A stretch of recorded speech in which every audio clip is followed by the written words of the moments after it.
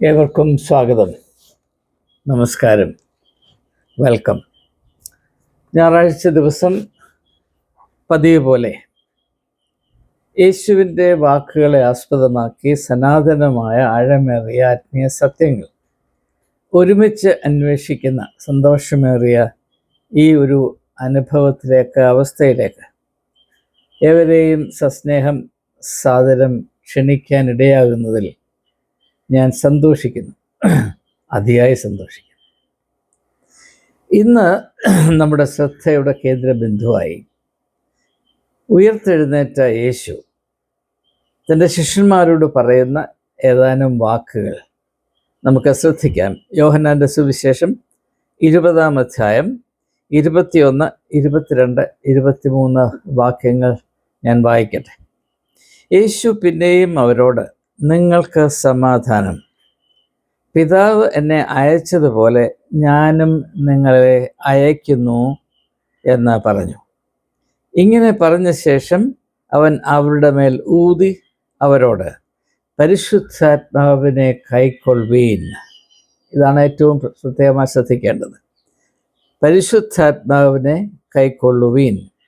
ആരുടെ പാപങ്ങൾ നിങ്ങൾ മോചിക്കുന്നുവോ അവർക്ക് പാപം മോചിക്കപ്പെട്ടിരിക്കുന്നു. ആരുടെ പാപങ്ങൾ നിർത്തുന്നുവോ അവർക്ക് നിർത്തിയിരിക്കുന്നു എന്ന് പറയും. പരിശുദ്ധാത്മാവിനെ കൈക്കൊള്ളുവീൻ. ഇതാണ് നമ്മുടെ ചിന്താ വിഷയം, അല്ലെങ്കിൽ ചിന്തയുടെ കേന്ദ്രബിന്ദു. എന്തുകൊണ്ടാണ് നാം ഈ വിഷയത്തെപ്പറ്റി ചിന്തിക്കണമെന്ന് ചോദിച്ചാൽ, പരിശുദ്ധാത്മാവിനെ പറ്റിയാണ് ഒരു പക്ഷേ ഏറ്റവും കൂടുതൽ തെറ്റിദ്ധാരണ ക്രിസ്ത്യാനികളുടെ ഇടയിൽ സ്ഥിതി ചെയ്യുന്നത് എന്നതുകൊണ്ടാണ്. അതൊരു പക്ഷേ നമ്മുടെ ധ്യാനത്തിൽ കൂടെ കൂടുതൽ വെളിപ്പെട്ടു വരും എന്നതാണ് പ്രതീക്ഷ. ഏതായാലും നമുക്ക് ഇത് ഒന്ന് മനസ്സിലാക്കാൻ ശ്രമിക്കാം. ഒരു വളരെ പ്രത്യേകതയുള്ള സന്ദർഭത്തിലാണ്, കോണ്ടെക്സ്റ്റിലാണ് യേശു തൻ്റെ ശിഷ്യന്മാരുമായി ഇപ്രകാരം പറയുന്നത്. അത് ഉയർത്തെഴുന്നേറ്റ ക്രിസ്തു, ക്രൂശീകരണത്തിന് ശേഷം ഉയർത്തെഴുന്നേറ്റ ക്രിസ്തു തൻ്റെ ശിഷ്യന്മാരെ അവരുടെ ദൗത്യത്തിനു വേണ്ടി അയക്കുമ്പോൾ അവരോട് പറയുന്ന ഏറ്റവും ശ്രദ്ധേയമായ വാക്കുകളാണ് നാം ഇപ്പോൾ കേട്ടത്. രണ്ടാമതായി മനസ്സിലാക്കേണ്ടത്, പരിശുദ്ധാത്മാവിനെ പ്രാപിപ്പീരെന്ന് പറയുന്നത് അവരെ അവരുടെ ദൗത്യത്തിനു വേണ്ടി അയക്കുമ്പോഴാണ്. ചുമ്മാതിരിക്കുമ്പോൾ പരിശുദ്ധാത്മാവെന്ന് പറഞ്ഞാൽ അതൊരു ശബ്ദം മാത്രമാണ്. ഒരു ശക്തിയായി മാറണമെങ്കിൽ ദൗത്യത്തിലേക്ക് അയക്കപ്പെടുമ്പോൾ മാത്രമേ ശബ്ദം ശക്തിയാകുകയുള്ളൂ. ക്രിസ്തീയ സമൂഹത്തിൽ, അതായത് ഭക്തി 4 ഭിത്തികൾക്കുള്ളിൽ മാത്രമാകണം, ഭിത്തിക്ക് ഉള്ളിൽ നിന്നുകൊണ്ട് അല്ലെ ഇരുന്നുകൊണ്ട് കാണിക്കുന്ന കസർത്താണ് ഭക്തി, അത് മാത്രമാണ് ദൈവീകം എന്ന് ധരിച്ചിരിക്കുന്ന, അല്ല തെറ്റിദ്ധരിച്ചിരിക്കുന്ന ആളുകൾ മനസ്സിലാക്കേണ്ട കാര്യം, ഈ 4 ഭിത്തികൾക്കുള്ളിലിരിക്കാൻ പരിശുദ്ധാത്മാവിൻ്റെ ആവശ്യമില്ല. അതിന് ഒരു പാ മതി, അല്ലെങ്കിൽ കൊരണ്ടി മതി, മറ്റൊന്നും ആവശ്യമില്ല എന്നത് ദയവായി മനസ്സിലാക്കുക. അപ്പോൾ ഇവിടെ യേശു തൻ്റെ ശിഷ്യന്മാരെ അയക്കുന്നത് കൃത്യമായും അവരെ, തൻ്റെ ശിഷ്യന്മാരെ പരിശുദ്ധാത്മാവിനെ അഭിഷേകം ചെയ്യുന്നത് കൃത്യമായും അവരെ അവരുടെ ദൗത്യത്തിന് വേണ്ടി അയക്കുമ്പോഴാണ്. അവർ ഭയം കൊണ്ട് വിറങ്ങലിച്ച് യാതൊന്നും ചെയ്യാൻ കഴിയാതെ നിഷ്ക്രിയരായി അങ്ങനെ ഇരിക്കുമ്പോഴാണ് ഉയർത്തെഴുന്നേറ്റ കർത്താവ് അവരെ അഭിസംബോധന ചെയ്തുകൊണ്ട് പരിശുദ്ധാത്മാവിനെ പ്രാപിക്കുക എന്ന് പറയും. ഇത് വളരെ പ്രാധാന്യം അർഹിക്കുന്നതാണ്. അത് ഹൃദയത്തിൽ അല്ലെങ്കിൽ മനസ്സിൽ ഓർമ്മയിൽ കുറിച്ചു വച്ചാൽ മാത്രമേ നമുക്കത് വ്യക്തമായി ചിന്തിക്കാൻ സാധ്യതയുള്ളൂ. അപ്പോൾ ഈ ലോകത്തെ അഭിമുഖീകരിക്കുമ്പോഴാണ് നമുക്ക് പരിശുദ്ധാത്മാവിൻ്റെ ശക്തി ഏറ്റവും കൂടുതൽ ആവശ്യമുള്ളത്. കാരണം എന്താണ്? ഈ ലോകത്തെ ഭരിക്കുന്നത് നിഷേധാത്മകത, നെഗറ്റിവിറ്റിയുടെ തത്വമാണ്, നെഗറ്റിവിറ്റിയുടെ ആത്മാവ്. 2 തരത്തിലുള്ള ആത്മാക്കളുണ്ട്. സാത്താനുമുണ്ട്, ദൈവത്തിൻ്റെ ആത്മാവുമുണ്ട്. നമ്മൾ വ്യത്യാസം എന്താണ്? സാത്താൻ നിഷേധാത്മകതയുടെയും നശീകരണത്തിൻ്റെയും ആത്മാവാണ്. യോഹന്നാന്റെ സുവിശേഷം 10-ാം അധ്യായത്തിൻ്റെ 10-ാം വാക്യത്തിൽ യേശു വ്യക്തമായിട്ടത് പറയുന്നുണ്ട്. മോഷ്ടിപ്പാനും അറുപ്പാനും മുടിപ്പാനും അല്ലാതെ കള്ളൻ വരുന്നില്ല. ആ 3 പ്രവൃത്തികളും നെഗറ്റീവാണ്. മോഷ്ടിക്കുക, മുടിക്കുക, നശിപ്പിക്കുക, മുറിവേൽപ്പിക്കുക, നശിപ്പിക്കുക, ഇതെല്ലാം നിഷേധാത്മകതയുടെ പ്രവൃത്തിയാണ്. എന്നാൽ പരിശുദ്ധാത്മാവ് വരുമ്പോൾ നമ്മുടെ അവസ്ഥ വളരെ വ്യത്യസ്തമായിത്തീരുന്നു. ഇത് ഇങ്ങനെയുള്ള കാര്യങ്ങൾ ഒരു സഭയും പഠിപ്പിക്കാത്തത് കൊണ്ടാണ്. പരിശുദ്ധാത്മാവിനെ പിന്നൊക്കെ പഠിപ്പിക്കുന്നുണ്ടില്ലെന്നല്ല ഞാൻ പറഞ്ഞത്, പക്ഷേ അതിൻ്റെ യഥാർത്ഥ അർത്ഥം ആരും വെളിപ്പെടുത്തുകയില്ല. ദയവായി നമുക്ക് എൻ്റെ പരിശുദ്ധാത്മാവിൻ്റെ സത്യം ഇതാണ് നമ്മുടെ അന്വേഷണം. അപ്പോൾ വേദപുസ്തകത്തിൽ പ്രത്യേകിച്ച് സുവിശേഷങ്ങളിൽ ആദ്യം മുതൽ അവസാനം വരെയുള്ള ഒരു സങ്കല്പം എന്താണ്, ഒരു അസംഷൻ എന്താണെന്ന് ചോദിച്ചാൽ, ഈ ലോകത്തെ അടക്കി ഭരിക്കുന്നത് നിഷേധാത്മകതയുടെ ആത്മാവാണ്. ആ നിഷേധാത്മകതയുടെ മർമ്മമാണ് ശക്തി, പവർ, അല്ലെങ്കിൽ അധികാരം. ഈ ലോകത്തെ നടത്തി ഭരിക്കുന്നത്, നിയന്ത്രിക്കുന്നത്, ഈ ലോകത്തിൻ്റെ ശാപം മനുഷ്യന് ഈ അധികാരത്തോടുള്ള മോഹവും മറ്റുള്ളവരെ നിയന്ത്രിക്കാനുള്ള ദാഹവുമാണ്. Power crazy human nature. അതില്ലായിരുന്നുവെങ്കിൽ ഈ ലോകം സ്വർഗമായേനെ. എന്നാൽ ഈ പൈശാചികമായ അംശം കൊണ്ട് മനുഷ്യനെ കീഴടക്കി അതിൻ്റേതായ ആനുകൂല്യവും നേട്ടങ്ങളും വിപുലീകരിക്കുമ്പോൾ അങ്ങനെയുള്ള ആളുകളെ, അതായത് പൈശികമായി പ്രവർത്തിക്കുന്നത് കൊണ്ട് അതിലില്ലാത്ത ലാഭവും ഭൗതികമായ നേട്ടങ്ങളും കൈവരിക്കുന്ന ആളുകളെ നമ്മൾ ആരാധനാ മനോഭാവത്തോടെ കാണുന്നു എന്നത് തന്നെ നമ്മുടെ അവസ്ഥയെ സൂചിപ്പിക്കുന്നു. ഞാനിത് കൂടുതലായിട്ട് പറയുന്നില്ല, കാരണം ഇപ്പോഴത്തെ സാഹചര്യത്തിൽ ഇതിനെപ്പറ്റി പറഞ്ഞാൽ ഒരു 5 ദിവസം എടുത്ത് പറയേണ്ടി വരും. നിങ്ങൾ ദയവായി ഇതിനെപ്പറ്റി കൂടുതലായി ചിന്തിക്കുക. നമ്മുടെ സ്വഭാവം അനുസരിച്ച് നമുക്ക് ആരോടാണ് കൂടുതൽ അടുപ്പം തോന്നുന്നത്? നിഷേധാത്മകതയുടെ ആത്മാവ് പ്രേരിപ്പിച്ചിട്ട് ഈ ലോകത്തിൽ ഭൗതികമായ നേട്ടം വരുത്തുന്നവരോടാണോ, അല്ല സർഗാത്മകതയുടെയും ക്രിയാത്മകതയുടെയും, പോസിറ്റിവിറ്റി ആൻഡ് ക്രിയേറ്റിവിറ്റി, സർഗാത്മകതയുടെയും ക്രിയാത്മകതയുടെയും ഏറ്റവും പരിശുദ്ധമായ ശക്തിയായ പരിശുദ്ധാത്മാവിനാൽ പ്രേരിപ്പിക്കപ്പെട്ട് ഈ ലോകത്തിൽ ദൈവികമായ സാക്ഷ്യം വഹിക്കുന്നവരോടാണ് നമുക്ക് കൂടുതൽ താല്പര്യം എന്ന് നാം ചിന്തിക്കേണ്ട ആവശ്യമുണ്ട്. ചരിത്രത്തിൽ സൂര്യനെ പോലെ ജ്വലിച്ചു നിൽക്കുന്നവരെല്ലാം ഈ നിഷേധാത്മകതയുടെ രാജാക്കന്മാരാണ്. അപ്പോൾ Alexander the Great, Charlemagne the Great, Napoleon the Great എന്നൊക്കെ നമ്മൾ പറയുമ്പോൾ അവർ മഹാന്മാരാണ് നമ്മൾ പറയുന്നത്. അവർ പോലും അനേക ലക്ഷക്കണക്കിന് ആളുകൾ ജീവൻ പോയി. ഇപ്പോൾ തന്നെ പുട്ടിനെ ലോകം ഭയത്തോടെ, ആരാധനാ മനോഭാവത്തോടെ കാണുന്നത് അദ്ദേഹത്തിൻ്റെ മിടുക്കുകൊണ്ട് ബഹുലക്ഷങ്ങൾ ചത്തുപോകുന്നു എന്നതുകൊണ്ടാണ്. അല്ലാതെ പുട്ടിനെ കൊണ്ടോ, ട്രംപിനെ കൊണ്ടോ, നെതന്യാഹുവിനെ കൊണ്ടോ, ഹമാസിൻ്റെ ലീഡേഴ്സിനെ കൊണ്ടോ ഒരു മനുഷ്യർക്കും ഒരു പ്രയോജനവുമില്ല എന്നതാണ് എൻ്റെ സത്യം. പക്ഷെ അങ്ങനെയുള്ളവരെയാണ് അവരുടെ അനുയായികൾ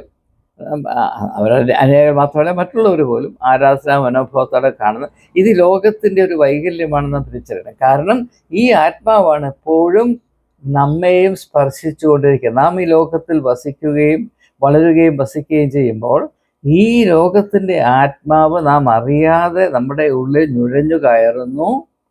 ഈ മർമ്മമാണ് ഞാൻ എൻ്റെ അനുഭവം കൊണ്ട് നിങ്ങളോട് പറയുകയാണ്. ഞാൻ ജീവിതത്തിൽ വളരെ വൈകിട്ടാണ് ഈ നിഷേധാത്മകതയുടെ പൈശാചികമായ മർമ്മത്തിൻ്റെ ആത്മാവാണ് എന്നെ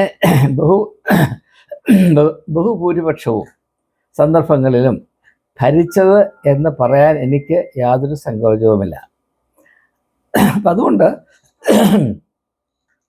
ആത്മീയമായ വിടുതൽ എന്നൊക്കെ നാം പറയുമ്പോൾ ഞാൻ മനസ്സിലാക്കേണ്ടത് ഈ നിഷേധാത്മകതയുടെ ആത്മാവ് അതിൻ്റെ ആധിപത്യത്തിൽ നിന്ന് പരിശുദ്ധാത്മാവിൻ്റെ നടത്തിപ്പിലേക്ക് നമ്മെ മാറ്റി സ്ഥാപിക്കുന്ന ആ വിടുതലിൻ്റെ അനുഭവമാണ് യേശുവിൻ്റെ ദൗത്യത്തിൽ നാം കാണുന്നത്. ലോക ജനതയുടെ ശാപം, അവർ ഈ നിഷേധാത്മകതയുടെ ആത്മാവിൻ്റെ അടിമകളാണ് എന്നുള്ളതാണ്. മനുഷ്യരാശിയുടെ പ്രത്യാശ ആ അടിമത്തത്തിൽ നിന്ന് വിടുതൽ പ്രാപിച്ച് സർഗാത്മകതയുടെയും ക്രിയാത്മകതയുടെയും ആത്മാവായ പരിശുദ്ധാത്മാവിനാൽ നയിക്കപ്പെട്ട് ഉദാത്തമായ മാനവികതയുടെ ദീപ്തമായ അവസ്ഥയിലേക്ക് പ്രവേശിക്കുവാൻ അവർക്ക് അവകാശമുണ്ട് എന്നും അതിനുള്ള വാതിലിത യേശുവിൽ കൂടെ തുറക്കപ്പെട്ടിരിക്കുന്നു എന്നതാണ് സർവ്വജനത്തിനും ഉണ്ടാകേണ്ട മഹാസന്തോഷം എന്ന് മാത്രം ഹ്രസ്വമായി പറഞ്ഞ് വളരെയധികം കാര്യങ്ങൾ ഇതിനെ സംബന്ധമായിട്ട് പറയേണ്ടതുണ്ട്. എങ്കിലും സമയത്തിൻ്റെ പരിധി മാനിക്കണമല്ലോ, അതുകൊണ്ട് ഞാൻ മുൻപോട്ട് പോവുകയാണ്. അപ്പോൾ പൊതുവായി നാം പറയുമ്പോൾ പരിശുദ്ധാത്മാവിൻ്റെ സത്യസന്ധമായ അല്ലെങ്കിൽ സത്യത്തിൽ നാം മനസ്സിലാക്കുമ്പോൾ പരിശുദ്ധാത്മാവിൻ്റെ പേരിലാണ് ഏറ്റവും കൂടുതൽ കള്ളം പറയപ്പെടുന്നത് എന്ന ഇത്തരുണത്തിൽ ദയവായി മനസ്സിലാക്കുക. ക്രിസ്തീയ ഗോളത്തിൽ മനുഷ്യർ, പ്രത്യേകിച്ച് ആത്മീയന്മാരെന്നൊക്കെ നാം ധരിച്ചിരിക്കുന്ന ആളുകൾ ഏറ്റവും കൂടുതൽ കള്ളം പറയുന്നത് സത്യത്തിൻ്റെ ആത്മാവായ പരിശുദ്ധാത്മാവിൻ്റെ പേരിലാണ് എന്ന് ക്രിസ്തീയ വിശ്വാസികൾ തിരിച്ചറിയണം. അപ്പോൾ ഈ പരിശുദ്ധാത്മാവിൻ്റെ യഥാർത്ഥത്തിലുള്ള ശക്തി എന്താണ് എന്ന് നമുക്ക് യേശുവിൻ്റെ ജീവിതത്തിൽ കൂടെയും സുവിശേഷങ്ങൾ അത് രേഖപ്പെടുത്തിയിരിക്കുന്ന വിധത്തിൽ കൂടെയും മനസ്സിലാക്കാൻ സാധിക്കും. അത് വളരെ ലളിതമായി പറഞ്ഞാൽ, ഈ നിഷേധാത്മകമായതിനെ, നെഗറ്റീവായിട്ടുള്ള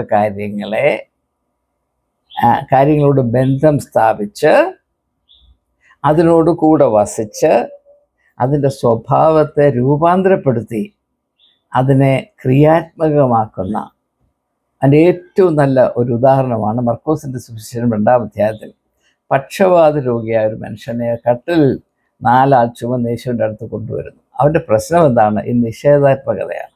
അതുകൊണ്ടാണ് അവനങ്ങനെ കിടക്കുന്നത്. നാം എല്ലാവരും ഇങ്ങനെ കിടക്കുന്നവരാണ്. ചലിക്കുമ്പോഴും 2 കാലിൽ നടക്കുമ്പോഴും നാം കിടക്കുന്നവരാണ്. ജീവിതത്തിൻ്റെ സാധ്യതകളെ അനുബന്ധിച്ച് നാം ചിന്തിക്കുമ്പോൾ നാം യഥാർത്ഥത്തിൽ ആ പക്ഷപാത രോഗിയെ പോലെ ഇങ്ങനെ കിടപ്പാണ്. അവനെ കണ്ടിട്ട് യേശുവിന് അവൻ്റെ രോഗം മനസ്സിലായി. അതുകൊണ്ടാണ് പറയുന്നത്, നീ നിൻ്റെ കിടക്ക എടുത്ത് നടക്കുക. അതല്ലാതെ മറ്റു യാതൊരു മരുന്നും ഇതിനില്ല. അത്രമാത്രം പ്രാധാന്യം അർഹിക്കുന്ന ഒരു വിഷയത്തെയാണ് നാം മനസ്സിലാക്കാൻ ശ്രമിക്കുന്നത് എന്ന് ഒരിക്കൽ കൂടെ ഞാൻ നിങ്ങളെ ഓർമ്മിപ്പിക്കട്ടെ.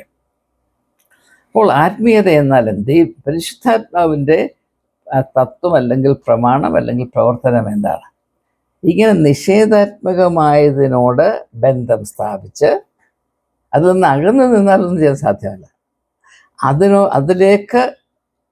അതിൻ്റെ അടുത്തേക്ക് വന്ന് അതിനോടുകൂടെ ജീവിച്ച് അതിൻ്റെ ഉള്ളിൽ നിന്ന് അതിന് വിടുതൽ നൽകുക.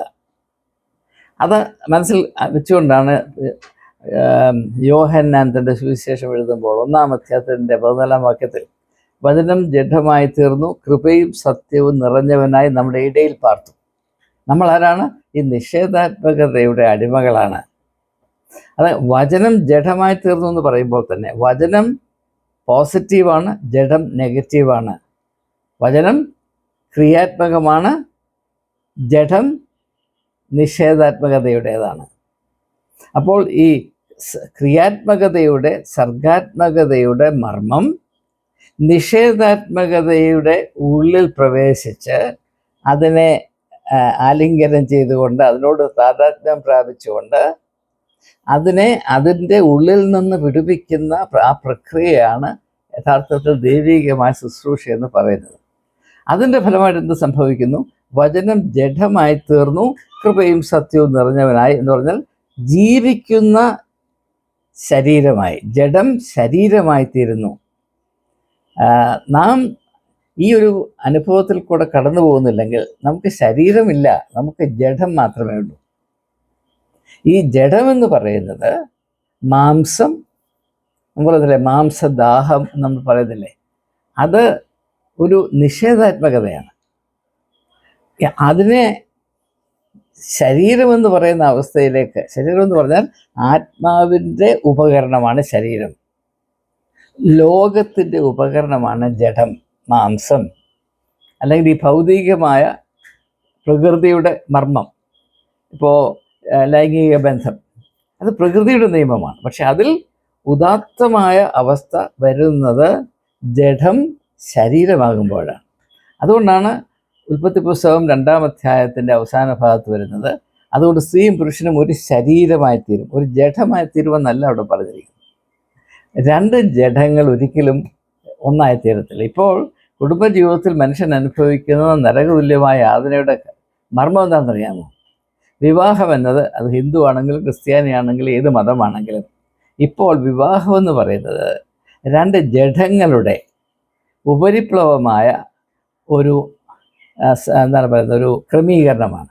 It's a superficial arrangement of to embodied flesh. ശരീരമല്ല, അവർക്കൊരിക്കലും ഒരു ശരീരമായി തീരാൻ സാധ്യമാകുകയില്ല. രണ്ട് മാംസപിണ്ഡങ്ങളുടെ സഹവർത്തിത്വമാണ് ഇപ്പോൾ കുടുംബജീവിതം എന്ന് പറയുന്നത്. അതിൻ്റെ പ്രശ്നങ്ങൾ ഏറെയാണ്. ഇത് ഞാനൊരു സൂചന മാത്രം നൽകുന്നു. ഇതിനകത്ത് ചിന്തയുടെ ഒരു ചക്രവാളമുണ്ട് എന്ന് ഞാൻ പറയാതെ നിങ്ങൾക്കറിയാം. ദയവായി ഇതിനെപ്പറ്റി നിങ്ങൾ ധ്യാനിക്കണം. അപ്പോൾ ഇത് നാം മനസ്സിലാക്കുക. പരിശുദ്ധാത്മാവ് എന്ന് പറഞ്ഞാൽ എന്താണ്? പരിശുദ്ധാത്മാവിൻ്റെ ദൗത്യം എന്താണ്? ശുശ്രൂഷ എന്താണ്? പരിശുദ്ധാത്മാവിൻ്റെ സ്വഭാവം എന്താണ്? അന്തസ്സത്തെ എന്താണ് എന്ന് യേശു നന്നായി വെളിപ്പെടുത്തിയിട്ടുണ്ടെങ്കിലും അത് മനസ്സിലാക്കാൻ നമുക്ക് മനസ്സില്ല എന്നതാണ് ഒരു പ്രശ്നം. അപ്പം അങ്ങനെ ഈ ക്രിയാത്മകതയുടെയും സർഗാത്മകതയുടെയും ആത്മാവായ പരിശുദ്ധാത്മാവ് നിഷേധാത്മകതയുടെ അവസ്ഥയിൽ ആയിരിക്കുന്ന മനുഷ്യൻ്റെ അവസ്ഥയോട് ഒന്നായി ചേരുമ്പോൾ അതിൻ്റെ ഫലമായി, ഇപ്പോൾ സ്ത്രീയും പുരുഷനും ഒന്നായി ചേരുമ്പോൾ കുഞ്ഞ് ജനിക്കുന്നു എന്ന് പറയുന്നത് പോലെ, സർഗാത്മകതയുടെയും ക്രിയാത്മകതയുടെയും ആത്മാവായ പരിശുദ്ധാത്മാവ് നിഷാത്മകതയുടെ ഈ ജഡവുമായി ഒന്നായിത്തീരുമ്പോൾ നമ്മുടെ ഇപ്പോഴത്തെ അനുഭവം അതാണ്, ഒരു പുതിയ സൃഷ്ടിയായിത്തീരുന്നു. ഇതാണ് യേശു നിക്കോദീമോസിനോട് പറഞ്ഞത് എന്ന് ആരും നിങ്ങളോട് പറഞ്ഞിട്ടില്ല, കാരണം ആർക്കും അറിയില്ല. അതുകൊണ്ട് ദയവായി ഇത് മനസ്സിലാക്കുക. ഇങ്ങനെയുള്ള കാര്യങ്ങൾ ആരും വെളിപ്പെടുത്തുന്നില്ല. ഇത് മനസ്സിലാക്കാൻ ബുദ്ധിയൊന്നും ആവശ്യമില്ല, തുറന്ന മനസ്സ് മാത്രം മതി. അപ്പോൾ ഇത് മനസ്സിലാക്കാതെ യേശുവിൻ്റെ ഒരു പഠിപ്പീരും ശുശ്രൂഷയുടെ ഒരു ഭാഗവും നമുക്ക് മനസ്സിലാകുകയില്ല. നിക്കോദീമോസിനോട് പറയുന്നു, നീ വീണ്ടും ജനിക്കണം. നീ ഇപ്പോൾ നിഷേധാത്മകതയുടെ ആത്മാവായ ജഡത്തിൻ്റെ അടിമത്വത്തിലാണ്. നീ മതത്തിൻ്റെ നേതാവാണ്, ശരിയാണ്. പക്ഷേ നീ ആചരിക്കുന്ന മതത്തിൻ്റെ സംഘടന തന്നെ ജഡത്തിൻ്റെ ക്രമീകരണമാണ്. It's an arrangement of the flesh. ദൈവത്തിൻ്റെ ആത്മാവിന് അവിടെ യാതൊരു സ്ഥാനവുമില്ല, ഇടമില്ല. No room in the in എന്ന് പറയത്തില്ലേ? ഇത് വളരെ കൃത്യമായി മനസ്സിലാക്കണം. സഭകളുടെയും മത സംവിധാനങ്ങളുടെയും എല്ലാം പ്രശ്നം ഇവയെല്ലാം ജഡങ്ങളുടെ ക്രമീകരണങ്ങളാണ്. അവിടെ ആത്മീയമായ കാഴ്ചപ്പാടോ അച്ചടക്കമോ ലക്ഷ്യബോധമോ തിരിച്ചറിവോ ഇല്ല എന്നത് നാം വളരെ വളരെ കൃത്യമായി മനസ്സിലാക്കേണ്ട ഒരു സാർവലൗകികമായ മർമ്മവും യാഥാർത്ഥ്യവുമാണ്. അത് മുൻപോട്ട് പോകാം. അതുകൊണ്ട് മനുഷ്യൻ നിർമ്മിച്ചിരിക്കുന്ന മതങ്ങൾ മുഴുവനും നിഷേധാത്മകതയുടെ സംവിധാനങ്ങളാണ്. All establishments or systems of negativity. അതുകൊണ്ടാണ് മതങ്ങൾ തമ്മിലുള്ള പരസ്പരമായ ബന്ധത്തിൽ വളരെയധികം സ്നേഹമുള്ളത് നമുക്കറിയാം. അപ്പം നമ്മളത് അനുഭവിച്ചുകൊണ്ടിരിക്കുക. ക്രിസ്ത്യാനികളുണ്ടെങ്കിൽ ഹിന്ദു മതം നശിച്ചു പോകുമെന്നാണ് പറയുന്നത്. ക്രിസ്ത്യാനികൾ പറയും മുസ്ലിങ്ങളുണ്ടെങ്കിൽ ഞങ്ങൾ നശിച്ചു പോകും എന്ന് പറയും. ഇത് മതങ്ങളുടെ തനതായ സ്വഭാവമാണ്. അതുകൊണ്ടാണ് യേശു പറയുന്നത്, നിങ്ങൾ മതത്തിൽ നിന്ന് ദൈവത്തിലേക്ക് മടങ്ങി വരുവീൻ. മതത്തിൽ നിന്ന് ദൈവത്തിലേക്ക് മടങ്ങി വരുവീൻ. മതവും ദൈവവും ഒരേ സമയത്ത് മനുഷ്യന് ആചരിക്കുവാനോ അനുഭവിക്കുവാനോ സത്യമായി ആത്മാവിലും സത്യത്തിലും അനുഭവിക്കാൻ സാധ്യമല്ല എന്നത് യേശുവിൻ്റെ അടിസ്ഥാന പ്രമാണമാണ്. ഇനിയും മതത്തിൽ നമുക്കറിയാം, ബഹുഭൂരിപക്ഷം ആളുകളും അവരുടെ മത തീവ്രത അല്ലെങ്കിൽ മതഭക്തി കാണിക്കുന്നത് സ്വന്തം ദൈവത്തെ മാനിക്കുന്നതിനുള്ള ഏറ്റവും നല്ല മാർഗം മറ്റുള്ളവരുടെ ദൈവത്തെയോ ദൈവങ്ങളെയോ ആക്രമിക്കുന്നതോ അധിക്ഷേപിക്കുന്നതോ ആണ് എന്ന വിധത്തിലാണ്. അതുകൊണ്ട് ഞാൻ പറഞ്ഞത് എല്ലാ മതങ്ങളെയും അടക്കി ഭരിക്കുന്ന ആത്മാവ് നിഷേധാത്മകതയുടെ ആത്മാവാണ്. അത് പരിശുദ്ധാത്മാവാണെന്നൊക്കെ പറയുമെങ്കിൽ യഥാർത്ഥത്തിൽ ഇത് പൈശാചികമാണ്, ഇത് പൈശാചികമാണ്, ഇത് പൈശാചികം മാത്രമാണ്. യാതൊരു സംശയത്തിനും ഇനിയും ഇടം അവശേഷിക്കുന്നില്ല എന്ന് ഞാൻ സൂചിപ്പിക്കട്ടെ. ഇനി പരിശുദ്ധാത്മാവിനെ ഇപ്രകാരം വേദപുസ്തകത്തിലാകമാനവും പ്രത്യേകിച്ച് യേശുവിൻ്റെ ആത്മീയമായ കാഴ്ചപ്പാടിലും അവതരിപ്പിച്ചിരിക്കുന്നതിൽ കൂടെ യേശു സൃഷ്ടിയുടെ ആ വേരിലേക്ക് തന്നെ നമ്മുടെ ശ്രദ്ധയെ ആകർഷിക്കുകയാണ്. എങ്ങനെയാണ് മനുഷ്യനെ ദൈവം സൃഷ്ടിച്ചത്? ഉൽപ്പത്തി പുസ്തകം എന്താണ് പറയുന്നത്? ദൈവം മനുഷ്യനെ ഈ ഭൂമിയുടെ മണ്ണിൽ നിന്ന് രൂപം ഉണ്ടാക്കി. അപ്പോൾ അതിന് ജീവനില്ലായിരുന്നു. അപ്പോൾ ഭൗതികമായ ആ മണ്ണ് അത് ഒരു ജീവിക്കുന്ന ദേഹമായി തീരുന്നത് എങ്ങനെയാണ്? ആത്മാവ്, ദൈവത്തിൻ്റെ ശ്വാസം അതിലൂതുന്നു. ദൈവത്തിൻ്റെ ശ്വാസം എന്ന് പറയുന്നത് സർഗാത്മകതയുടെയും ക്രിയാത്മകതയുടെയും ആത്മാവാണ്. അത് നിഷേധാത്മകതയുടെയും മണ്ണ് അതിൻ്റെ ഉള്ളിൽ പ്രവേശിച്ചാൽ മാത്രമേ ജീവനുള്ളൊരു ദേഹിയായി മനുഷ്യൻ രൂപം കൊള്ളുകയുള്ളൂ എന്ന തിരിച്ചറിവിലാണ് വേദപുസ്തകം ആരംഭിക്കുന്നത് തന്നെ. അതുപോലും മനസ്സിലാക്കാതെയാണ് നാം മുൻപോട്ട് പോകുന്നത് എന്നത് വളരെ വളരെ ശോചനീയമായ ഒരു അവസ്ഥയാണ്. അപ്പോൾ രണ്ടാമതായി തിരിച്ചറിയേണ്ടത് യേശുവിൻ്റെ പരസ്യ ശുശ്രൂഷയിലും അവൻ്റെ പഠിപ്പീലുകളിലും പ്രസ്താവനകളിലും എല്ലാം വളരെ വ്യക്തമായി നമ്മെ അഭിമുഖീകരിക്കുന്നത് ഈ ഒരു കാഴ്ചപ്പാടിൽ കൂടെ, അതായത് ആത്മാവ് സർഗാത്മകതയുടെയും ക്രിയാത്മകതയുടെയും മർമ്മമാണെന്നും അത് നിഷേധാത്മകമായ ഒരു ഘടകത്തിൽ വസിക്കുന്നതിൽ കൂടെ മാത്രമാണ് ജീവനുള്ള ദേഹിയായ മനുഷ്യൻ ഉടലെടുക്കുകയുള്ളൂ എന്ന അടിസ്ഥാനപരമായ ആശയം തൻ്റെ വ്യക്തിത്വത്തിലും അന്വർത്ഥമാണ് എന്നത് യേശു എല്ലാ സാഹചര്യങ്ങളിലും ഓർക്കുകയും നമ്മെ ഓർമ്മിപ്പിക്കുകയും ചെയ്യുന്ന യാഥാർത്ഥ്യമാണ്. യേശുവിൻ്റെ വ്യക്തിത്വം മനസ്സിലാക്കണമെങ്കിൽ അത് ഈ മർമ്മത്തിൽ കൂടെ മനസ്സിലാക്കാൻ സാധ്യമാകുകയുള്ളൂ എന്ന് ഞാനല്ല പറയുന്നത്. യോഹന്നാൻ തൻ്റെ സുവിശേഷത്തിൽ പറഞ്ഞിട്ടുണ്ട്. ഞാൻ പരാമർശിച്ച ആ ഒരു വാക്യം തന്നെ അതിന് ഉദാഹരണമാണ്. വചനം ജഡമായി തീർന്നു, കൃപയും സത്യവും നിറഞ്ഞവനായി നമ്മുടെ ഇടയിൽ പാർത്തു. വചനം പോസിറ്റീവ്, ജഡം നെഗറ്റീവ്. ഈ പോസിറ്റീവായത് നെഗറ്റീവിൽ ചേരുമ്പോൾ അതിൻ്റെ ഫലമായി ഈ നെഗറ്റീവായത് ഒരു പുതിയ പോസിറ്റിവിറ്റിയിലേക്ക് വരുന്നു. അതാണ് ഈ ജീവൻ്റെ വചനം. വചനം ജഡമായി തീർന്നതിൽ കൂടെ ജീവൻ്റെ വചനമുണ്ടായി. ജഡം മാത്രം ജീവൻ്റെ വചനമാകുകയില്ല, വചനം വചനമായി മാത്രം ഇരുന്നാലും ഈ ജീവൻ്റെ വചനമാകുകയില്ല. കാരണം അത് മനുഷ്യന് അനുഭവിക്കാനോ കേൾക്കാനോ മനസ്സിലാക്കാനോ സാധ്യമല്ല. ഈ ഒരു മർമ്മം നിഷേധാത്മകമായ അവസ്ഥയിൽ കഴിയുന്നതിൻ്റെ ഉള്ളിൽ സർഗാത്മകമായത് ക്രിയാത്മകമായത് പ്രവേശിക്കുന്നതിൽ കൂടെ വരുന്ന രൂപാന്തരത്തിൽ കൂടെ മാത്രമേ ആത്മീയമായ കാര്യങ്ങൾ, ആത്മീയമായ വിഭവങ്ങൾ, ആത്മീയമായ ശക്തി,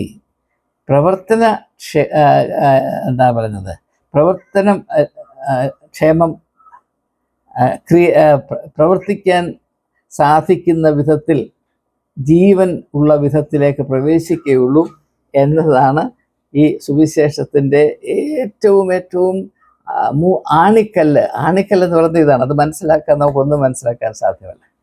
എന്നാൽ നാം ജനിച്ചപ്പോൾ തൊട്ടേ ലഭിച്ച മതപരമായ പരിശീലനം അനുസരിച്ച് നമ്മെ ബാധിച്ചിരിക്കുന്നത് ഈ നിഷേധാത്മകതയുടെ ആത്മാവാണ്.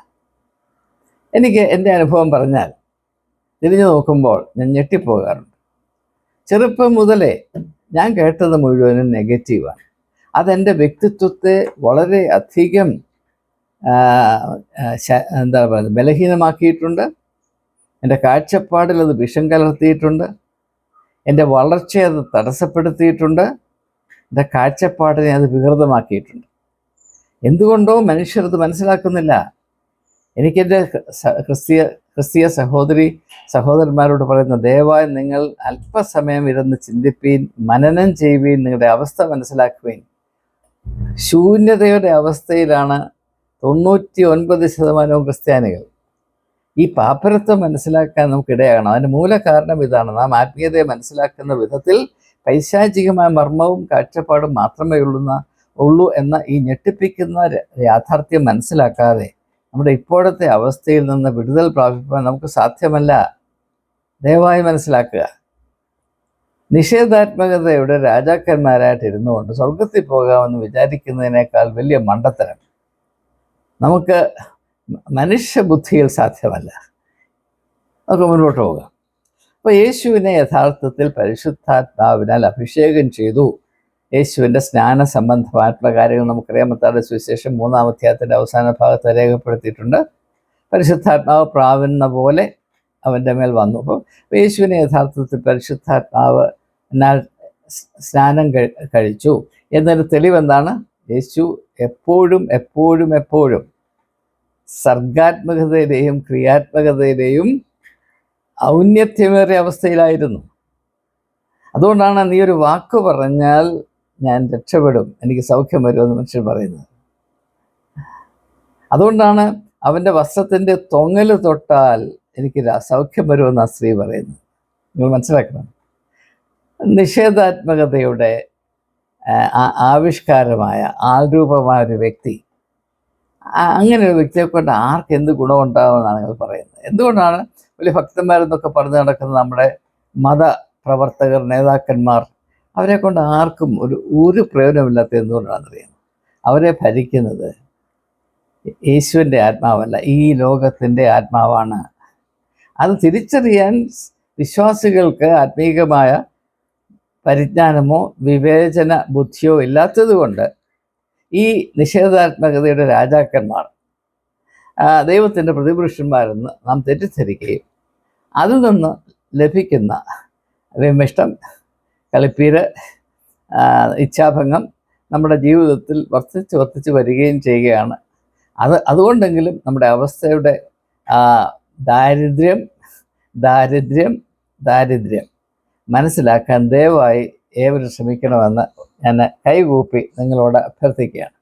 അപ്പോൾ യേശു പോസിറ്റിവിറ്റിയുടെ ആൾരൂപമായിരുന്നു എന്നതിൻ്റെ തെളിവെന്താണ്? ആദ്യം പറഞ്ഞത് യേശുവിൻ പരിശുദ്ധാത്മാവിനാൽ യേശു അഭിഷേകം ചെയ്യപ്പെട്ടു എന്നതിൻ്റെ തെളിവെന്താണ്? യേശുവിൻ്റെ പോസിറ്റിവിറ്റി സർഗാത്മകതയാണ്, ക്രിയാത്മകതയാണ്, ക്രിയേറ്റീവ് പോസിറ്റിവിറ്റി ആണ്, യാതൊരു സംശയമില്ല കാര്യത്തിൽ. എന്നാൽ യേശു അങ്ങനെ ക്രിയാത്മകമായിരുന്നു എന്നതിൻ്റെ തെളിവെന്താണ്? പല തെളിവുകളുണ്ട്, എല്ലാം പറഞ്ഞ് പ്രയാസമേമില്ലല്ലോ. അതിൻ്റെ ഒരു ഭാഗമാണ് യേശു മനുഷ്യനിർമ്മിതമായ എല്ലാ അതിരുകളും കവച്ചു വെച്ചു. He crossed all man-made boundaries, man-made limits. ഒരു ഉദാഹരണം മാത്രം പറഞ്ഞാൽ മതിയാകും. മത്തായിയുടെ സുവിശേഷം 8-ാം അധ്യായത്തിൻ്റെ ആദ്യ ഭാഗത്ത് ഒരു കുഷ്ഠരോഗി അവൻ്റെ അടുത്ത് വരുന്നുണ്ട്. അവൻ അടുത്ത് വരാൻ കഴിയില്ല. യഹൂദന നിയമം അനുസരിച്ച് ഒരു കുഷ്ഠരോഗി ആ കുഷ്ഠമില്ലാത്ത ഒരു വ്യക്തിയിൽ നിന്ന് ഒരു കുറഞ്ഞ പക്ഷം 50 അടിയെങ്കിലും മാറി നിൽക്കണം.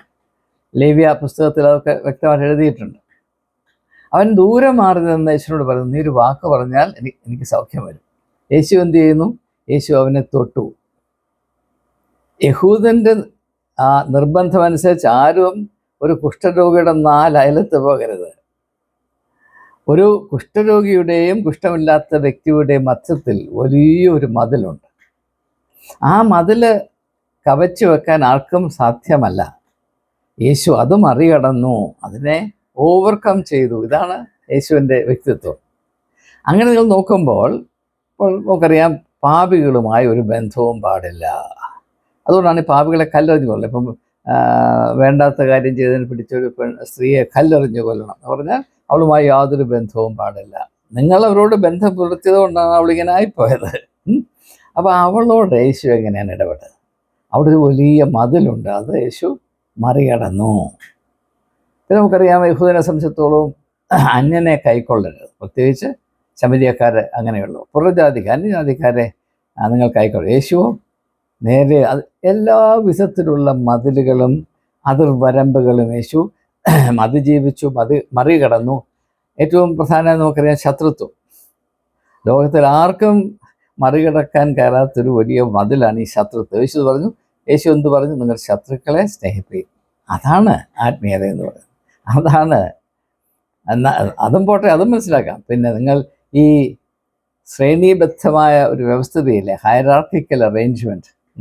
ഒരുത്തനങ്ങ് മേളിലിരിക്കുന്നു, പിന്നെ താഴെ അവൻ്റെ ഏജൻറ്റുകൾ ഇരിക്കുന്നു, പിന്നെ താഴെ ഇങ്ങനെ ഏറ്റവും താഴെ പാവപ്പെട്ട ജനം ഇരിക്കുന്നു. ഈ ഹൈറാർക്കിക്കൽ അറേഞ്ച്മെൻറ്റ് അത് യേശു 100% പുച്ഛിച്ചു തള്ളി. അതിൻ്റെ അടയാളപ്പെടുത്തലാണ് ഈ കാൽ കഴുകൽ ശുശ്രൂഷ. പക്ഷേ ഇന്ന് ഈ കാൽ കഴുകൽ ശുശ്രൂഷ ആന്തരികൽ നടത്തുന്നത് ഈ ശ്രേണീബദ്ധമായ വ്യവസ്ഥിതിയുടെ ലാഭവും ആനുകൂല്യവും ഏറ്റവും അധികം കൊയ്യുന്നവരാണ് വർഷത്തിലൊരിക്കൽ ഇത് ചെയ്യുന്നത്. വർഷം മുഴുവനും എൻ്റെ കാലാരെങ്കിലും കഴുകിക്കൊണ്ടിരിക്കണം, അല്ലെ മുത്തിക്കൊണ്ടിരിക്കണം എന്ന് പറയുന്നവരാണ് വർഷത്തിലൊരിക്കൽ വന്ന് ചിലരുടെയൊക്കെ കാല് കഴുകുന്നത്. ഈ പരിപാടി നിർത്തുന്നതാണ് കുറച്ചുകൂടെ നല്ലത് എന്നൊരു അഭിപ്രായം ഈ എളിയവനുണ്ട്. ഇനിയും ഇന്ന് ആഗോളതലത്തിൽ ക്രിസ്തീയ വിശ്വാസ സമൂഹത്തെപ്പറ്റി ഞാൻ ചിന്തിക്കുമ്പോൾ എൻ്റെ മനസ്സിൽ വരുന്നൊരു ചിന്ത, അതിൽ പ്രത്യേകിച്ച് ഭാരതത്തിലെയും കേരളത്തിലെയും ക്രിസ്തീയ വിശ്വാസ സമൂഹത്തിൻ്റെ അവസ്ഥയെപ്പറ്റി ചിന്തിക്കുമ്പോൾ എൻ്റെ മനസ്സിൽ കടന്നു വരുന്ന ഏറ്റവും പ്രധാനപ്പെട്ട ശക്തിയേറിയ ചിന്ത എന്താണെന്ന് ചോദിച്ചാൽ, അവരുടെ ഏറ്റവും പ്രാഥമികവും ഏറ്റവും പ്രാധാന്യമർഹിക്കുന്നതുമായ ആവശ്യം എന്താണ്? ഈ ആത്മാവിനെ പ്രാപിക്കുക എന്നുള്ളതാണ്. യേശു പറഞ്ഞില്ലേ, എൻ്റെ ആത്മാവിനെ സ്വീകരിപ്പീൻ. ഇതാണ് നമ്മുടെ ഏറ്റവും അടിസ്ഥാനപരമായ ഏറ്റവും വലിയ ആവശ്യം. നമുക്കില്ലാത്തത് നമ്മുടെ ദാരിദ്ര്യം, നമ്മുടെ ബലഹീനത. ഇതാണ് ഈ ആത്മാവിനാൽ പ്രേരിപ്പിക്കപ്പെടേണ്ട ആവശ്യം നമുക്കുണ്ട്. എന്തുകൊണ്ടാണ് യഹൂദന്മാർ അവർ പോയിടത്തെല്ലാം ഈ പെർസിക്യൂഷൻ, അവരെ പീഡിപ്പിക്കുന്ന അവസ്ഥയിലായിപ്പോയത്? അവരെ അടക്കി ഭരിച്ച ആത്മാവ് നിഷേധാത്മകതയുടെ ആത്മാവായിട്ടാണ്. യേശു കിണഞ്ഞ് പരിശ്രമിച്ചത് യഹൂദനെ ഈ ശാപത്തിൽ നിന്ന് വിടുവിക്കാൻ. അതുകൊണ്ടാണ് അവർ യേശുവിനെ കൊന്നുകളഞ്ഞത്. കാരണം നിഷേധാത്മകതയിൽ ഇരിക്കുന്നവൻ എന്തിനോട് നിഷേധാത്മകതയിൽ മാത്രമേ പ്രതികരിക്കുകയുള്ളൂ. അവനെ രക്ഷിക്കാൻ വരുന്നവനെയും കൊല്ലുക എന്നത് അവനെ അടക്കി ഭരിക്കുന്ന പൈശാചിക മർമ്മമായ നിഷേധാത്മകതയുടെ ഏറ്റവും ആധികാരികമായ പ്രതികരണമാണ്. ഇന്നും നന്മ ചെയ്യുന്നവനെയാണ് ഏറ്റവും കൂടുതൽ വെറുക്കുകയും ആക്രമിക്കുകയും ചെയ്യുന്നത്. യേശുവിനെ മഹാത്മാഗാന്ധിയെ വെടിവെച്ച് വന്നപ്പോൾ, നാഥുറാം വിനായക് ഗോഡ്സെ വെടിവെച്ച് വന്നപ്പോൾ ആൽബർട്ട് ഐൻസ്റ്റൈൻ പറഞ്ഞൊരു കാര്യമുണ്ട്. It shows the price one has to pay to be good.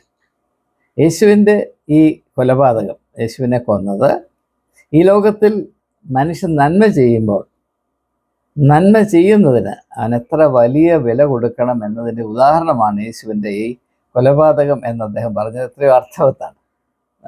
അപ്പോൾ തിന്മ ചെയ്താൽ മിടുക്കാണ്, നന്മ ചെയ്താൽ അവനെ കൊല്ലണം എന്ന ഒരു കാഴ്ചപ്പാട്, എന്ന ഒരു മർമ്മം ഈ ലോകത്തിൽ ഇന്നും വളരെ ശക്തമായി പ്രവർത്തിക്കുന്നുണ്ട്. കാരണം എന്താണ്? ഞാൻ ആദ്യം സൂചിപ്പിച്ചതുപോലെ ലോകത്തെ അടക്കി ഭരിക്കുന്ന ആത്മാവ് നിഷേധാത്മകതയുടെ പൈശാചികതയുടെ ആത്മാവാണ്. യേശു സാത്താനാൽ പരീക്ഷിക്കപ്പെടുമ്പോൾ മത്തായിയുടെ സുവിശേഷത്തിൽ കാണിച്ചിരിക്കുന്നത് പോലെ മൂന്നാമത്തേതും അവസാനത്തേതുമായ പരീക്ഷ, സാത്താൻ അവനെ ഒരു മലയുടെ മുകളിൽ കൊണ്ടുപോയി ലോകത്തെയും അതിൻ്റെ രാജ്യങ്ങളെയും അവയുടെ പ്രതാപങ്ങളൊക്കെ കാണിച്ചിട്ട്, നീ ഇതൊക്കെയും എൻ്റേതാണ് എന്ന് സാത്താൻ അവകാശപ്പെടുന്നു. നീ എന്നെ വീട് നമസ്കരിച്ച് അതൊക്കെ തരാം. അപ്പം ലോകത്തെ അടക്കി ഭരിക്കുന്ന മർമ്മം പൈശാചികമാണ് എന്ന തിരിച്ചറിവ് അവിടെയുണ്ട്. അതങ്ങനെയല്ലെന്ന് യേശു പറയുന്നില്ല. യേശു അത് അംഗീകരിച്ചുകൊണ്ടാണ് പ്രതികരിക്കുന്നത്. അത് മനസ്സിലാക്കണം. യേശു വന്നത് തന്നെ ഈ യാഥാർത്ഥ്യം ഉള്ളത് കൊണ്ടാണ്. ഈ ഒരു അവസ്ഥയിൽ നിന്ന് ലോകത്തെ വിടുവിക്കാനാണ് യേശു. അതുകൊണ്ടാണ് യേശു ലോകരക്ഷിതാവാണ് എന്ന് നാം പറയുന്നത്. ഇങ്ങനെയുള്ള പദപ്രയോഗങ്ങൾ നടത്തുമ്പോൾ അതിലുള്ള ആശയത്തിൻ്റെ സാഗരം, an ocean of ideas അതിലുണ്ട്. ആശയങ്ങളുടെ ഒരു സാഗരമുണ്ട്. അത് മനസ്സിലാക്കാൻ നമുക്കിടയാകട്ടെ. അത് മനസ്സിലാക്കുമ്പോൾ നമ്മുടെ അവസ്ഥ അങ്ങ് രൂപാന്തരപ്പെട്ടു പോകുകയാണ്. ദയവായി അപ്പോൾ ഇത് ഇന്ന് നാം ഏറ്റവും പ്രാധാന്യം കൽപ്പിച്ച് തിരിച്ചറിയേണ്ട കാര്യം, നമ്മുടെ ഏറ്റവും വലിയ ആവശ്യം ഏതെങ്കിലും രാഷ്ട്രീയ നേതാവിൻ്റെ ആനുകൂല്യം പ്രാപിക്കണമെന്നോ സംരക്ഷണത്തിൽ നമ്മളാകണമെന്നോ എന്നതല്ല. ദയവായി മനസ്സിലാക്കുക. അല്പം വിവരമുള്ളവർ മനസ്സിലാക്കും. നമ്മുടെ ഏറ്റവും വലിയ ആവശ്യം, നാം ഇപ്പോൾ നിഷേധാത്മകതയുടെ ആത്മാവിൻ്റെ അടിമകളാണ്. അതിൽ നിന്ന് വിടുതൽ പ്രാപിച്ച് ഈ സർഗാത്മകതയുടെയും ക്രിയാത്മകതയുടെയും ആത്മാവിനാൽ ഭരിക്കപ്പെടുന്ന വ്യക്തിത്വവും ഒരു സാമൂഹികമായ അവസ്ഥയും പ്രാപിച്ചാൽ നമ്മുടെ അവസ്ഥ വളരെ വളരെ വളരെ അനുഗ്രഹിക്കപ്പെടുമെന്നതിന് യാതൊരു സംശയവുമില്ല. അതില്ലാഞ്ഞാൽ നാം ഈ ലോകത്തിൽ ഒന്നിൽ അടിമകളായിരിക്കും, അല്ല തെറ്റുകളായിരിക്കും. അത് വിശദീകരിക്കേണ്ട ആവശ്യമുള്ള, പക്ഷേ ഇപ്പോൾ തന്നെ സമയം കൂടുതലായി പോയതുകൊണ്ട് ഞാൻ പറയുന്നില്ല. അപ്പോൾ യഹൂദന്മാരോട് പോയിടത്തെല്ലാം പീഡിപ്പിക്കപ്പെട്ടതിൻ്റെ കാര്യം അവർ നിഷേധാത്മകതയുടെ ആത്മാവിനാൽ ഭരിക്കപ്പെട്ടിരുന്നവരായിരുന്നു. ഇത് കേരളത്തിലെ, ഭാരതത്തിലെ ക്രിസ്ത്യാനികൾ ഇന്ന് പൂർവാധികമായ വ്യക്തതയോടെ മനസ്സിലാക്കേണ്ട അത്യാവശ്യം ഇന്ന് നിലനിൽപ്പുണ്ട്. ഇനിയും ഈ ആത്മാവ് എല്ലാ മതങ്ങളെയും മത സംവിധാനങ്ങളെയും ബാധിച്ചിരിക്കുന്നത് കൊണ്ടാണ് മതങ്ങൾ തമ്മിൽ എപ്പോഴും ഈ സംഘർഷവും ചേർച്ചയില്ലായ്മയും പരസ്പര സ്പർദ്ധയും ഉണ്ടാകുന്നത്. ഈ നിഷേധാത്മകത എപ്പോഴും അക്രമാസക്തിയെ ജനിപ്പിക്കുന്നു. Negativity breeds violence. പ്രത്യേകം മനസ്സിലാക്കണം, നെഗറ്റിവിറ്റി ബ്രീഡ്സ് വയലൻസ്. അത് മതത്തിൻ്റെ പശ്ചാത്തലത്തിൽ വരുമ്പോൾ അത് എത്രമാത്രം മൂർച്ചയേറിയതാകാം എന്നതിൻ്റെ ഉദാഹരണമാണ് യേശുവിൻ്റെ ക്രൂശീകരണം. ഞാൻ ആദ്യം പറഞ്ഞ മതത്തെ അടക്കി ഭരിക്കുന്ന നിഷേധാത്മകതയാണ്. രണ്ടാമത് ഞാൻ പറഞ്ഞ നിഷേധാത്മകത അക്രമാസക്തിയെ ഉണർത്തുന്നു, വളർത്തുന്നു. മൂന്നാമത് ഞാൻ പറഞ്ഞത് അതിൻ്റെ ഏറ്റവും നല്ല ഉദാഹരണമാണ് മതത്തിൽ പതിയിരിക്കുന്ന, മതത്തെ അടക്കി ഭരിക്കുന്ന നിഷേധാത്മകതയുടെ ആത്മാവ് എത്രമാത്രം അക്രമാസക്തമാകാം എന്നതിൻ്റെ ഏറ്റവും അവിസ്മരണീയമായ ഉദാഹരണമാണ് യേശുവിൻ്റെ ക്രൂശീകരണം. ദയവായി അതിനെപ്പറ്റി ധ്യാനിക്കുക. അത് വളരെ വ്യക്തമായി ഉള്ളിൽ സംഗ്രഹിച്ചു വെക്കുക. ഇതാണ് ഇന്നത്തെ സത്യം.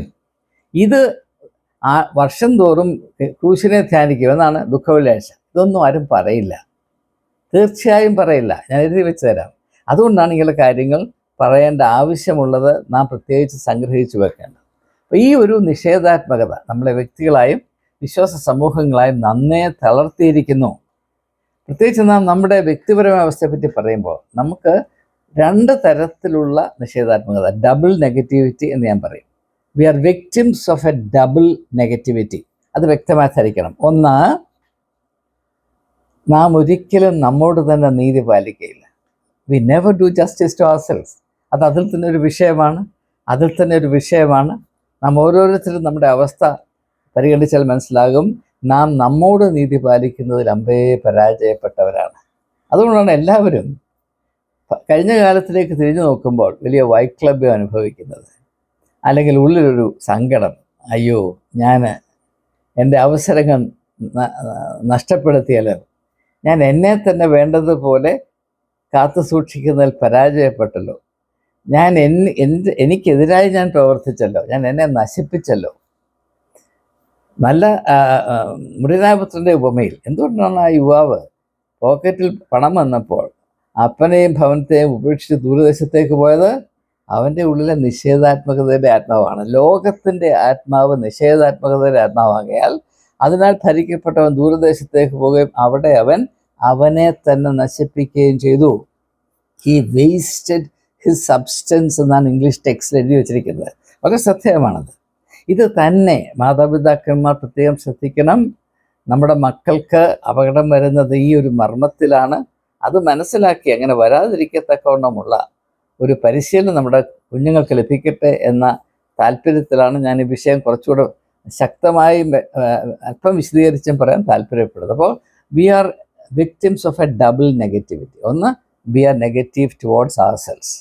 രണ്ടാമത്, നമ്മുടെ ഈ നിഷേധാത്മകതയുടെ അടിമത്വം കൊണ്ട് നമുക്ക് സംഭവിക്കുന്ന പാളിച്ചകൾ, നഷ്ടങ്ങൾ, പ്രയാസങ്ങൾ, അരിഷ്ടത, അത് മറ്റാരുടെയെങ്കിലും തലയിൽ കൊണ്ടുപോകും. അതാണ് രണ്ടാമത്തെ നെഗറ്റിവിറ്റി, സത്യത്തോടുള്ള നെഗറ്റിവിറ്റി. ആദ്യം നാം നമ്മോട് നീതി പാലിക്കാത്തതിൻ്റെ നെഗറ്റിവിറ്റി. രണ്ട്, അതിൽ കൂടെ ഉടലെടുക്കുന്ന വളരെ വിഷമമേറിയ അവസ്ഥ നാം തന്നെ സൃഷ്ടിച്ചതാണ് എങ്കിലും ആ സത്യം തിരിച്ചറിയാൻ വയ്യ. അത് സത്യത്തോടുള്ള നെഗറ്റിവിറ്റി കൊണ്ട്, നിഷേധാത്മകത കൊണ്ട് അതിൻ്റെ ചുമതല നാം ആരുടെയെങ്കിലും തലയിൽ കൊണ്ടുവെക്കും. ഇന്ന ആളിനെ കൊണ്ടാണ് ഞാൻ ഇങ്ങനെ ആയിപ്പോയത്, അല്ലെ എൻ്റെ ജീവിതത്തിൻ്റെ അവസ്ഥ കൊണ്ട് ഞാൻ ഇങ്ങനെ ആയിപ്പോയി, എല്ലാം ഇതൊന്നും പറ്റിയില്ല, ദൈവത്തോണ്ട് തലയിൽ കൊണ്ടുപോകും, ദൈവത്തിൻ്റെ തലയിൽ കൊണ്ടുപോകും. നീ എന്നോട് ഇത് ചെയ്തല്ലോ ദൈവമേ എന്ന് പറയും. ഇതെല്ലാം നിഷേധാത്മകത തന്നെയാണ്, മനസ്സിലാക്കും. ഇനി നമുക്ക് മുമ്പോട്ട് പോകാം. നമ്മുടെ ഏറ്റവും അതുകൊണ്ട് നമ്മുടെ ഏറ്റവും വലിയ ആവശ്യം എന്ന് പറയുന്നത് അത് യേശു തിരിച്ചറിഞ്ഞു. ഈ പരിശുദ്ധാത്മാവിനാൽ അഭിഷേകം ചെയ്യപ്പെടുക എന്നതാണ് എല്ലാ മനുഷ്യരുടെയും ജാതിമത ലിംഗ വ്യത്യാസമില്ലാതെ എല്ലാവരുടെയും ആവശ്യം. എന്താണ്?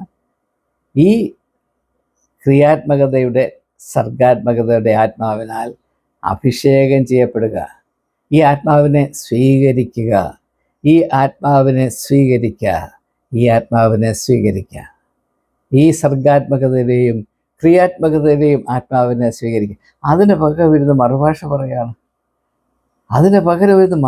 പറയാണ്.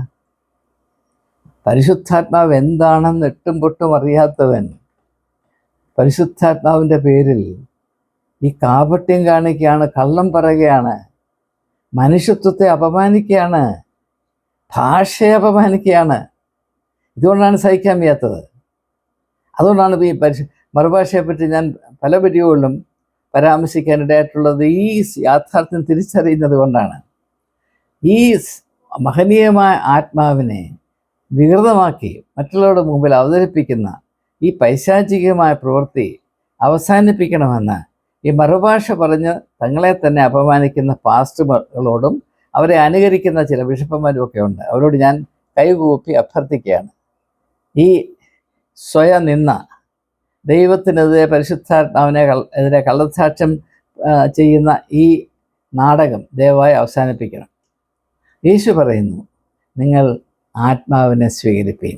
അതിനപ്പുറത്തൊരു ഉപദേശമില്ല. നിങ്ങൾ ആത്മാവിനെ സ്വീകരിപ്പീൻ. അങ്ങനെ പറയേണ്ട ആവശ്യം എന്താണ്? സ്വാഭാവികമായ മനുഷ്യൻ ആത്മാവിനോട് നിഷേധാത്മകത പാലിക്കുന്നവനാണ്. അല്ലെങ്കിൽ അങ്ങനെ പറയേണ്ട ആവശ്യമില്ലല്ലോ. സ്വാഭാവികമായി നാം പരിശുദ്ധാത്മാവിനെ സ്വീകരിക്കുന്നവരാണെങ്കിൽ നിങ്ങൾ പരിശുദ്ധാത്മാവിനെ സ്വീകരിപ്പീനെന്ന് പറയേണ്ട ആവശ്യമുണ്ട്. അനാവശ്യമായ ഒരു വാക്കുപോലും യേശു പറഞ്ഞിട്ടില്ല. അങ്ങനെ പറയുന്ന യേശുവിൻ്റെ സ്വഭാവമല്ല. അപ്പോൾ നിങ്ങൾ പരിശുദ്ധാത്മാവിനെ സ്വീകരിപ്പീൻ എന്ന് പറയുന്നതിൻ്റെ അർത്ഥം സ്വാഭാവികമായി മനുഷ്യ സ്വഭാവത്തിലുള്ള പ്രവണതയനുസരിച്ച് മനുഷ്യൻ പരിശുദ്ധാത്മാവിനെ അല്ല, നിഷേധാത്മകതയുടെ ആത്മാവായ സാത്താനെയാണ് സ്വീകരിക്കുന്നത്. ആ ഒരു പ്രവണത മാറ്റിയിട്ട് നിങ്ങൾ പരിശുദ്ധാത്മാവിനെ സ്വീകരിക്കുകയും പരിശുദ്ധാത്മാവിൻ്റെ അന്തസത്ത മനസ്സിലാക്കി അതിനാൽ ഭരിക്കപ്പെട്ട് നിങ്ങളുടെ വ്യക്തിത്വം പൂർണ്ണത പ്രാപിക്കത്തക്കവണ്ണം ക്രിയാത്മകതയുടെയും സർഗാത്മകതയുടെയും അനുഗ്രഹിക്കപ്പെട്ട അവസ്ഥയിലായിത്തീരട്ടെ എന്നതാണ് ഉയർത്തെഴുന്നേറ്റ ക്രിസ്തുവിൻ്റെ ഏറ്റവും വലിയ സാക്ഷ്യവും ഏറ്റവും വലിയ ആഹ്വാനവും ഏറ്റവും വലിയ അനുഗ്രഹവും. ഞാൻ അവസാനിപ്പിക്കട്ടെ. നിങ്ങൾ ആത്മാവിനെ പ്രാപിപ്പീൻ. നിങ്ങൾ ആത്മാവിനെ സ്വീകരിപ്പീൻ. ആത്മാവിനെ സ്വീകരിപ്പീൻ. നമസ്കാരം.